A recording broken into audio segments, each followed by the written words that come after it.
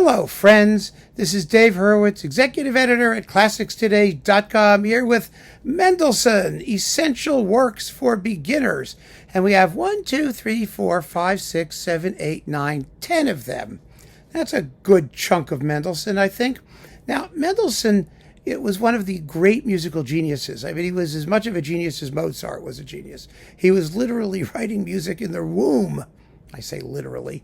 I know that means literally, but, you couldn't make out the notes on his placenta. So, but it's amazing what he did. I mean, when he was a little tiny kid, he was writing music. He was a brilliant, brilliant, talented person. I mean, everything he tried, he did well. He translated Latin and Greek. He was a good equestrian. He was a pole vaulter. I don't know. Whatever he wanted to do, he did. He was incredible.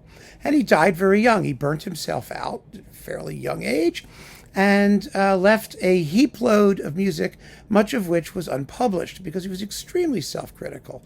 I mean, he was taught to be self-critical. It was his upbringing. If you look at the way his parents raised him and his sister, I mean, it was like scary, absolutely scary. They got up at 5 a.m. They had to do this. Their whole day was, sort of programmed. They had their teachers. They had their classes. It was like terrifying. But he was a happy kid. He was generally a happy person. And he wrote a lot of music which was not happy for some reason. Somewhere in there, I don't mean unhappy, miserable, but nervous, fidgety. He was high-strung. He was an artist. He was, neurotic in some respects. He was not. What he wasn't was a sort of namby-pamby Victorian wimp, which is how he was often portrayed later, especially, as the late Romantic era went on, by anti-Semitic nationalist Germans like Wagner and the people who came later. He actually wrote music that had quite a bit of fiber and sinew and a tremendous amount of energy. When you consider somebody who had just this volcanic creative impulse behind him, his music has that. It gushes. It moves quickly. It's exciting, but it's also very, very finely controlled. You get both, and those two qualities are always held in suspense in his music, and his best pieces really manage to balance those two qualities.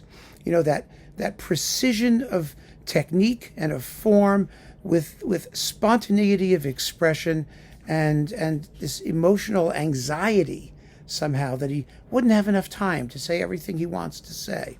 And he didn't, actually, as luck would prove. Anyway, so we have 10 works, marvelous works that you should definitely get to know, mostly orchestral and chamber music, because those were his two major fields. And he wrote a lot of vocal music too, but we're going to get to that at the very end. So let's begin.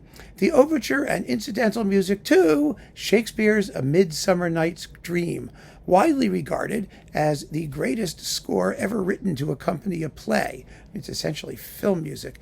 Mendelssohn was perfect for this sort of fairy tale atmosphere. Initially, he wrote the overture, which is, just an amazing piece of music, gorgeously orchestrated with mysterious chords at the opening, gossamer light, fairy music, fairy tale music.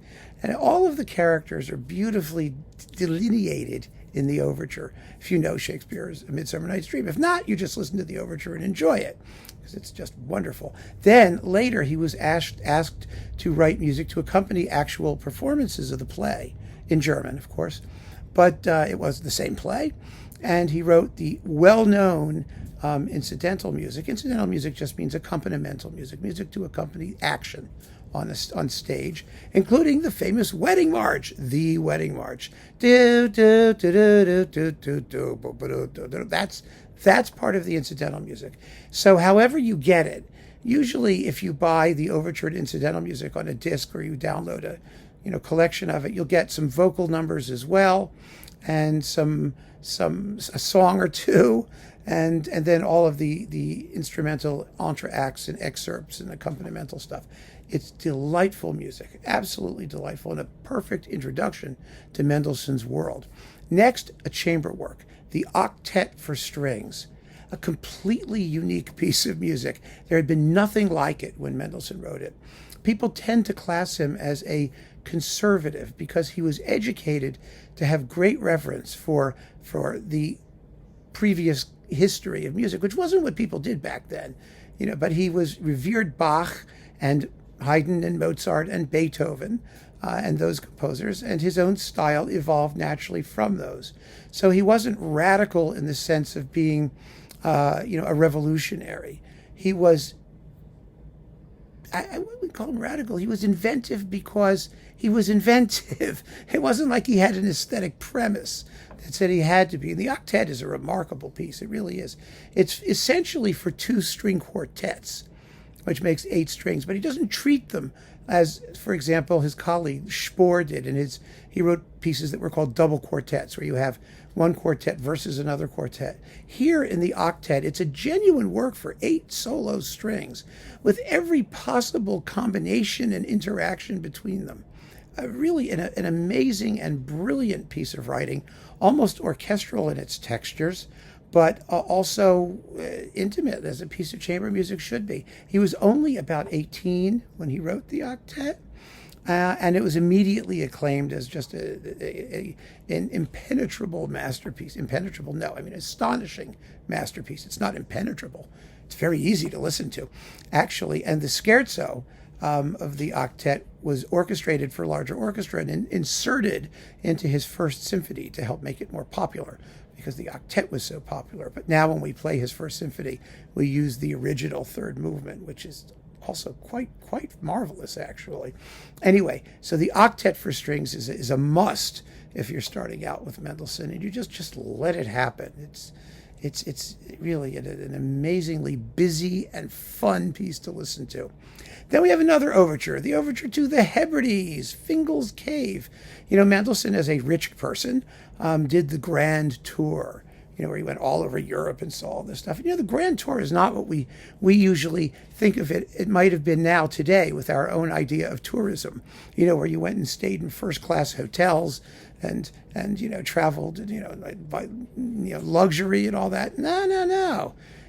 He went to Scotland and he hiked and slept and disgusting in the barns, and you'd stay in a hayloft and try not to catch too many lice on the way.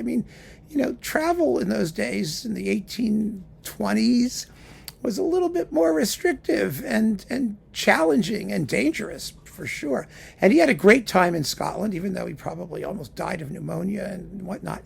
You usually got sick and you caught, a few diseases, not the least of which the venereal kind, if your grand tour included introduction to the opposite sex. It was all very, very different from today's tourism. Anyway, one of the things that he particularly enjoyed was his tour of Scotland and that area, and Ireland, and the British Isles, where he was enormously popular, by the way. And he wrote his overture to the Hebrides, or Fingal's Cave. Everyone knows the opening tune. It's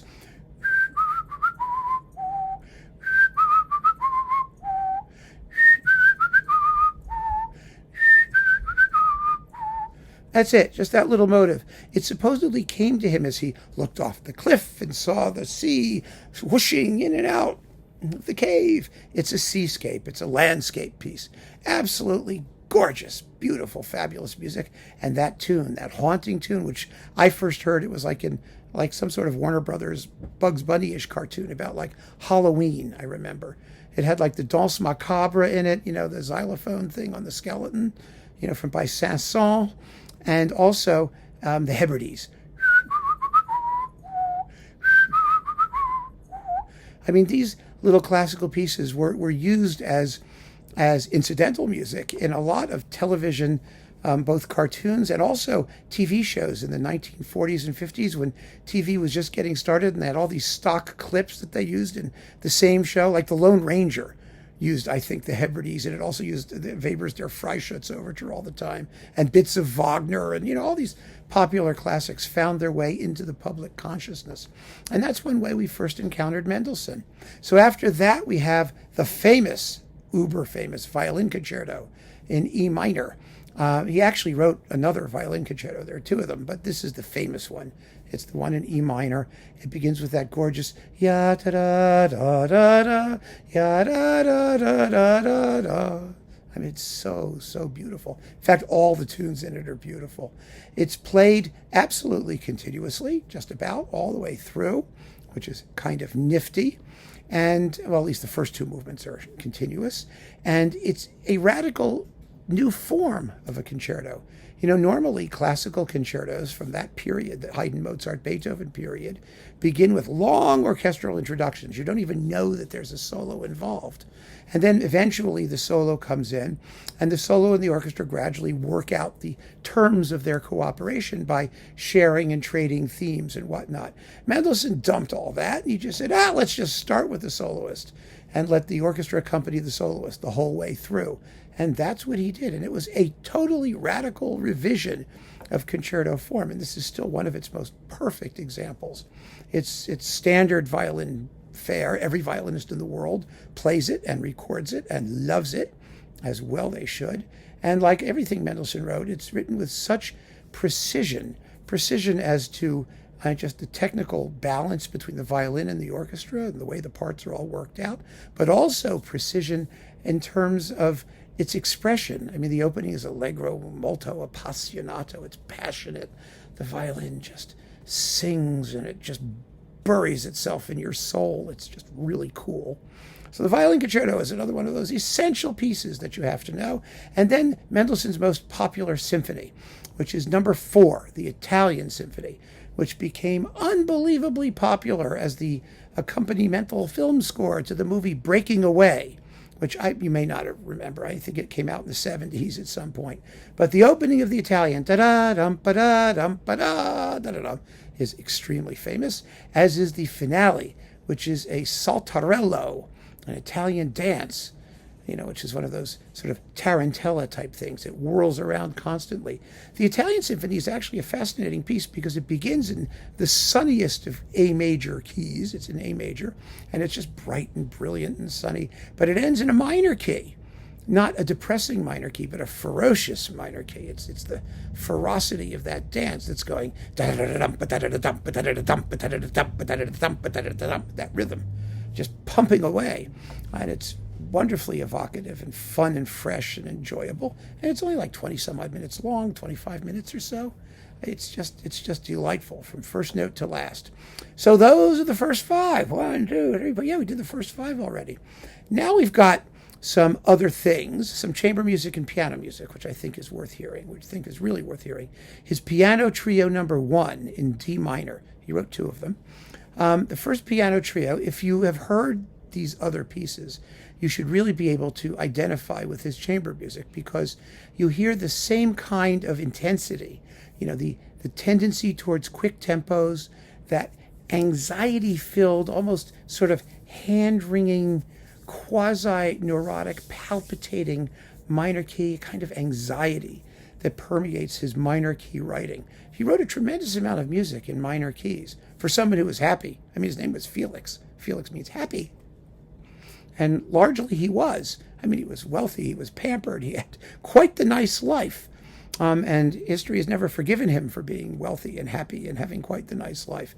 But a lot of his music expresses a kind of nervousness, as I've said before. And you hear it in this trio, which is one of the great piano trios of the Romantic period. It's written for violin, cello, and piano. And it's incredibly exciting as a piece of chamber music. You have to understand that chamber doesn't mean small in terms of expression or form or length. It just means small in terms of the number of forces, the number of people required. And it's an extraordinary work. So is his string quartet number 6 in F minor, his last quartet. This is a scary piece of music. This is as close as Mendelssohn ever got to like expressionist nightmare music. He wrote it after the sudden death of his sister, Fanny, with whom he had an incredibly close relationship. I mean, it was such a close relationship that she actually was able to write music. They didn't allow her to publish because she was a woman, and it was considered inappropriate for a woman to have her own independent career as a composer. So she and her brother had some joint projects, And it's impossible to tell who wrote what in some of those. I mean, it was almost as if music was the family business and she was the silent partner. She was a very good composer in her own right, and she wrote a lot of music, but not big, splashy public works, mostly small-scale piano pieces and chamber works and whatnot. But when she died, he went nuts, and he poured his grief into this quartet, which it just oozes dread and horror, and it's an incredibly gripping piece. You have to really focus and be in the mood, because it's not an easy work to listen to. It is a work of flat out desperation and almost hysterical despair. And it gives lie to the idea that Mendelssohn was always kind of, emotionally withdrawn. No way, Jose. So I approach it with a little bit of caution, not because it's hard to listen to, but because it will be disturbing. It's a very disturbing experience, this quartet, if you listen to it carefully. Then we're going totally in the opposite direction to some of his most famous piano pieces, his songs without words. Now, a song without words is self-explanatory, isn't it? It's a song without words. And he wrote several sets of them. They came in groups of 6, and there were, 30 or 40 individual little character pieces. Some of them had titles, some of them didn't. The Opus 62 set, which I list, is the one that has the famous spring song. La la la la la la la la la da da ya da da da da dum ba da dum. You know that, right? Everybody knows the tune. Not many people know where it actually came from. It is indeed Mendelssohn. It is one of his songs without words. And oh my goodness, it's actually delightful the way he wrote it. I mean, if you listen to the actual one rather than just the tune, which everyone says, oh, it's so sappy, it's so tacky. Well, it can be. It can be, but if you hear it played with the right sort of freshness and rhythmic aplomb and accentuation, it's actually delicious. And so are the other songs without words in this particular group. These were incredibly popular in the 19th century as salon music to play at home and just amuse yourself or with small groups of friends with some lovely music. Then we have another symphony, a big one, the Scottish Symphony, Symphony No. 3. This is Mendelssohn's greatest symphony. It's one of the greatest symphonies of the Romantic period. It is a radical piece in terms of form.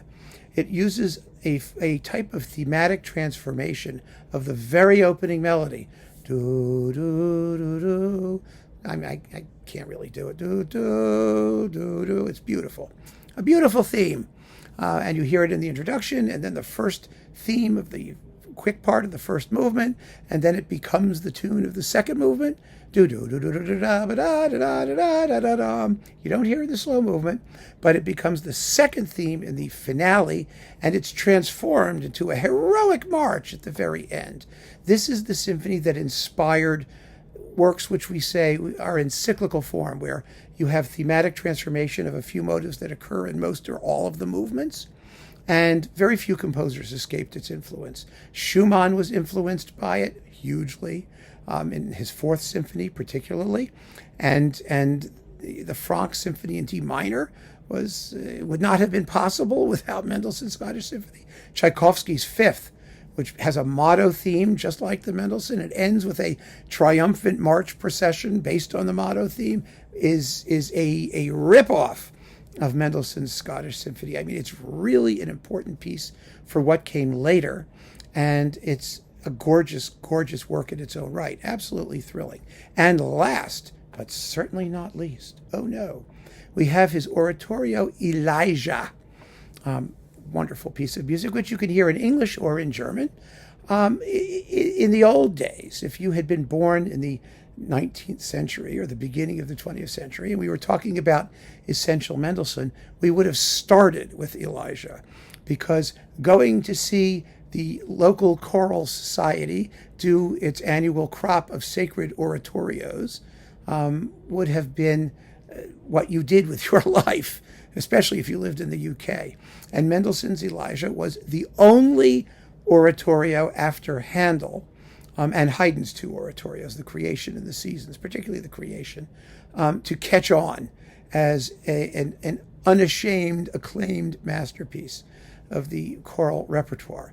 It's a brilliant, marvelous, exciting piece that tells the story of the prophet Elijah.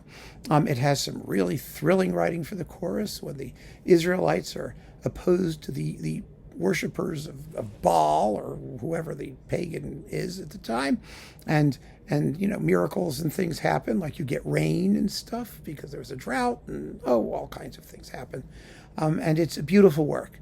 It really is a beautiful work. It was treated with total contempt for much of the 20th century because the entire sacred oratorio tradition, particularly in England — there was one in France and one in Germany too, but particularly in England — was looked down upon as just a lot of, sanctimonious junk. But Mendelssohn's music was always sincere. He was never sanctimonious. I mean, he could be a little sanctimonious now and then, but basically, he was very, very sincere. And Elijah is his vocal masterpiece, and it's one of the great choral works of the 19th century. And so, if you like Handel's Messiah or Bach's B minor Mass or other choral music, then you'll enjoy Elijah. It's in that tradition, and you have to like the tradition or you don't. And if you don't have to waste your time with Elijah. It's entirely up to you. There's tons more instrumental music and chamber music that you can explore on your own. But this should get you started pretty well with Mendelssohn. He's a wonderful composer to get to know. And if you listen to him with an open mind and fresh ears, I think you'll find that a lot of the music is simply extraordinary. And you'll be very happy that you got to know it. So keep on listening, friends. Thanks for joining me. Take care.